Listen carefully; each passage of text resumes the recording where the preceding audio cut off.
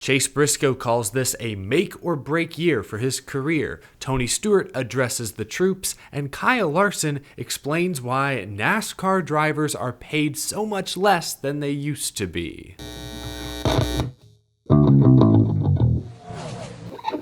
How's it going, y'all? My name is Eric. Welcome to Out of the Groove. The off-season is winding down. All eyes now are on 2024. If you missed it a few days ago, I made my way too early 2024 playoff predictions. You can check those out right here. I'm not the only one looking way off ahead into the distant future. I read a couple articles from Dustin Long at NBC Sports where he collected quotes from several drivers who have a ton to race for this year. A little extra pressure on their shoulders. I want to start with Harrison Burton, who a few weeks ago I officially declared was sitting on one of the hottest seats in the Cup Series. Things are scorching over there at the 21 team. Listen to this quote Harrison Burton gave NBC Sports just last week. "It's obvious that this year is kind of do or die, right? So there's pressure in that, but there's also freedom in that."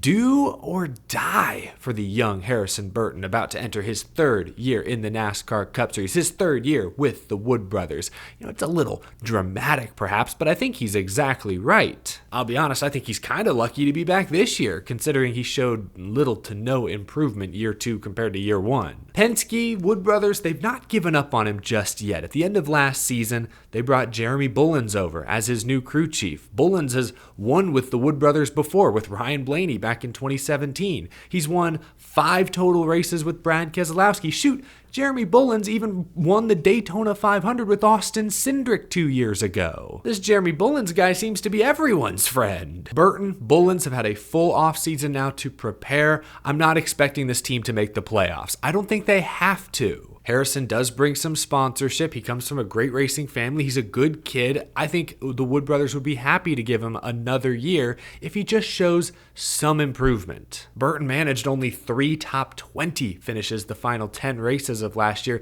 He's got to turn those top 20s into top 10s. I hate to see so much pressure on a young driver's shoulders, but it's professional sports. You're expected to perform.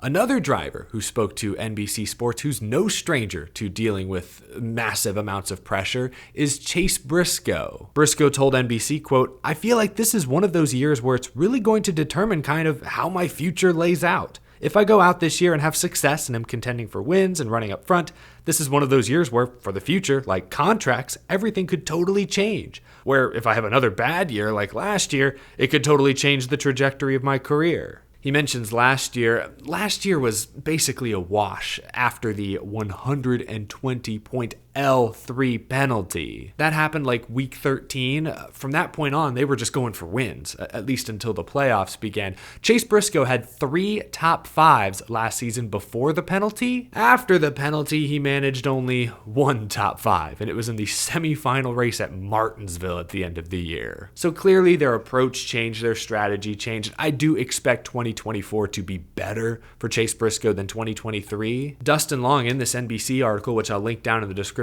below, brings up a great point. Chase Briscoe is no stranger to pressure. In 2020, at the beginning of that season, he said that he would need to win 8 Xfinity races to continue his career. He went out and won 9 that season and was promoted to the Cup Series the following year. So if there is any young driver who thrives under pressure, it is Chase Briscoe. Again, I believe 2024 naturally will go better than 2023. Just like Harrison Burton, Briscoe got a new crew chief midway through last year. He was reunited with Richard Boswell. This year they'll look to recapture some of that 2020 Xfinity Series magic. There's been a lot of talk this offseason about leadership at Stewart-Haas Racing. Which of these young drivers is going to step up? My eyes are on Chase Briscoe. Even though he's, I think, 29 years old, he's the second youngest driver on the team. He's been with Stewart-Haas longer than anyone else. He's entering his 4th full-time season in the NASCAR Cup Series. Josh Berry is a rookie. Noah Gragson is basically sort of still a rookie. And Ryan Preece, he's entering his 5th year, but this is only his 2nd year with a key partner, potentially championship caliber organization. So as a result, I look at Chase Briscoe. He's driving the flagship 14 that Tony made famous. I expect a lot from Briscoe. He clearly expects a lot from himself. It's so hard to make bold Stewart-Haas Racing predictions. I don't have a Stewart-Haas car making the playoffs. Last year was such a struggle. Maybe the Ford Mustang Dark Horse gives them the juice, the spark they've been missing. Maybe they hit on it out of the box. That would be fantastic. I'd love to see Stewart-Haas Racing in the mix once again. I'm not sold it's going to happen, but I am sold on Chase Briscoe. I do believe Chase Briscoe has the tools he needs to step up this year and lead by example. I look at Chase Briscoe right now as the leader of that driver corps. Maybe Josh Berry will outperform him. Maybe Ryan Preece will outperform him. You never know. But going into this season, I'm putting pressure on Chase Briscoe. I think everyone is. He talks about this being a make or break year from a contract perspective. I don't know what his deal looks like. I know at the start of last season, he signed a multi-year extension. These deals are always so vague, but I believe Briscoe's goes through at least 2025 because when he signed it, at the time, there was a lot of talk about, what the next TV contract was going to mean for driver salaries. That kicks into gear in 2025. So I don't think Briscoe's job is in imminent danger, but Briscoe's putting a lot of pressure on himself. He seems to thrive under that kind of pressure. I hope he does well this season. Now, speaking of Stewart-Haas Racing and leadership, Tony Stewart addressed the company the other day. Stewart-Haas posted the short clip onto their YouTube channel. We're looking up the hill. We're not at the top of the hill looking down anymore. We're at the bottom of the hill looking up.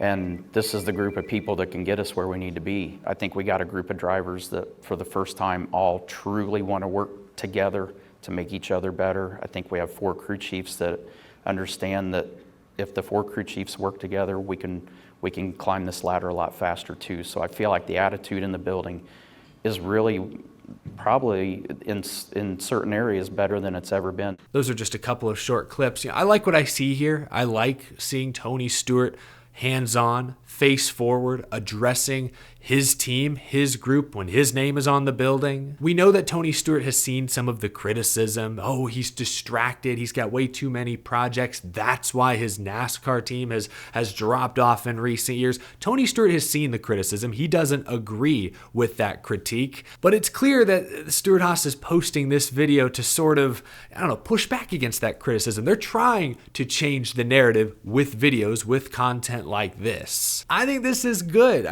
Will it truly affect on-track performance all that much? No, probably not. But every big brand, big company needs a face. And it's nice to see Tony Stewart taking on that role and taking ownership and being honest that, hey, this team is not where we need to be. I thought this one quote was really interesting. When we climb out of this hole we're in, this is what defines legacies and organizations.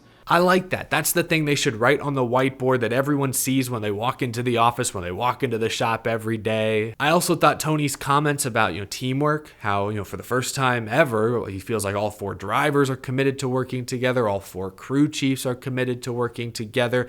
I think that's good. Overall, I like what I saw in this short clip. I figured I'd share it with you guys. That was the point of Stewart-Haas Racing posting this clip. It's a message to their fans, but more than anything, I think this video clip is a message to the doubters that they've mentioned multiple times now. See, Tony Stewart is hands-on. Tony Stewart is invested personally, financially, emotionally in the success of this race team. We're not backing down. Here is the proof. I like it. Keep it coming, Stewart-Haas. Lastly, now, the clip I'm about to show you is more than a week old. It comes from the Kenny Wallace show when Kyle Larson was the special guest. But I saw that yesterday, these specific comments from Kyle Larson made the rounds on social media once again, on X, on Reddit.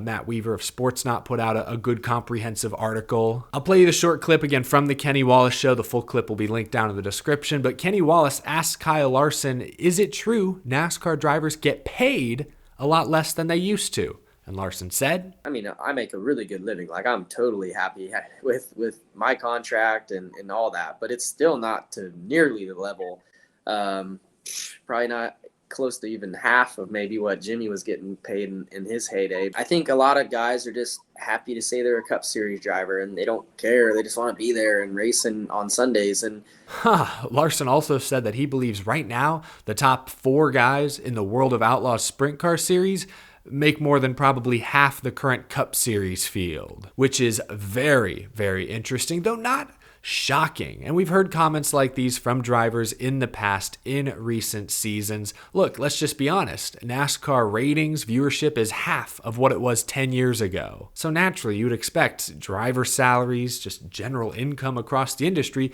to be down at least a little bit. The comment I found most interesting there was when Larson talked about some Cup Series drivers who are just happy to be there, and how them taking less money drives down every NASCAR driver's salary. How much value truly do NASCAR drivers bring to the table? Obviously, they're the face of the franchise, more or less. They're the most marketable element of the team. But beyond that, when it comes to on-track performance, what's the difference between a top guy like a Kyle Busch or a Joey Logano and like the 30th best guy? Or what's the difference between both of them and, this young Xfinity or Truck Series kid with very little experience, or that late model guy we might want to take a chance on? What is the difference there, generally speaking? And how much is that worth? I'd argue, and maybe this is wrong, but with the next gen car being a spec car, more equal across the board, perhaps driver skill now makes as much or more difference than it ever has in the past. That could be an argument in favor of top guys like a Kyle Larson or Denny Hamlin getting paid a whole lot more. Larson's not complaining about his salary there by any means, but if we are going to talk about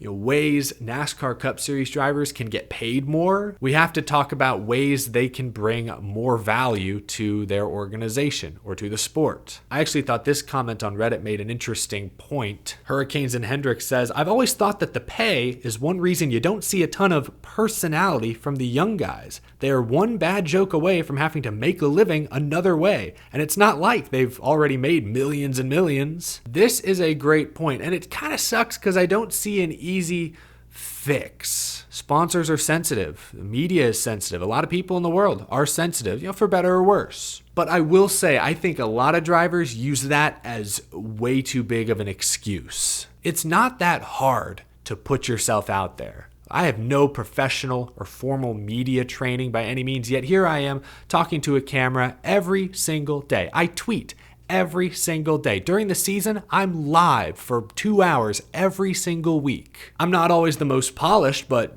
fingers crossed, knock on wood, I've avoided saying anything truly offensive or outlandish up to this point. It's not that hard.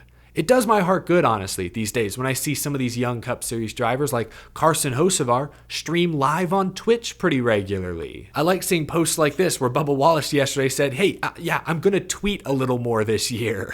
If drivers want to increase their value, this is one of the easiest ways to do it. More content. This new Netflix show coming up is exciting because hopefully we'll see drivers be a bit more relaxed, show more personality, because in some ways that is a more controlled environment. But I do hope drivers just feel more comfortable being themselves. Back to Kyle Larson's comments, it's not shocking at all to hear that driver salaries are half what they once were. Again, viewership is half of what it once was. But if there are any drivers out there looking to increase their value beyond just what they can do behind the wheel, it's content. Content.